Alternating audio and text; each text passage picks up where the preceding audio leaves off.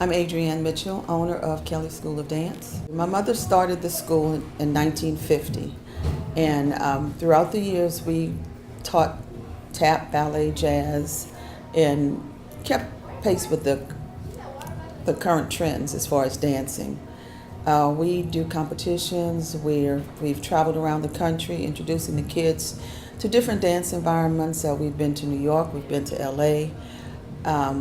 And that's part of our philosophy, is to introduce kids to the world of dance outside of the studio.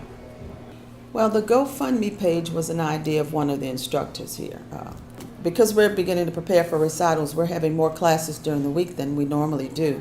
So it was maybe on a Tuesday, we realized that the studio wasn't getting cool, and it's noticeable because we have no windows in the studio, so we depend on the air to circulate fresh air as well as to cool. And no matter how much I adjusted the thermostats, the temperature didn't change. So then on Thursday, we noticed the same problem. Saturday, one of the parents went out into the parking lot and looked up at the roof and said, "I see what the problem is." And sure enough, looked up at the roof and you can see the gaping holes in the air conditioners where they've been vandalized. And so I had an AC technician come out, and he said, yes, they stole all of the copper out of the units, they stole some aluminum and some other parts.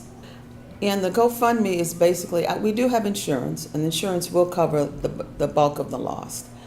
But we need to cover deductibles, we need to cover added expenses, for instance, bringing in temporary air conditioning, because we have to have some way to circulate air in the studio. So I contacted a temporary air company, and we have 4 large units located throughout the studio to air condition, along with an assortment of fans.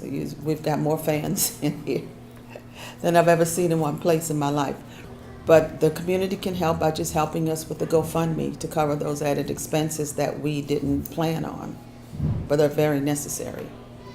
When you asked about the history and the tradition of the school, in New Orleans, in the New Orleans community, and certainly outside, there are very few people you run across when you say Kelly. They either went to Kelly, know somebody who went to Kelly, or their mother went to Kelly. We have several second and third generation students here. So it's something that's been in the community since 1950, and my hope is that it will continue for the next 150 years.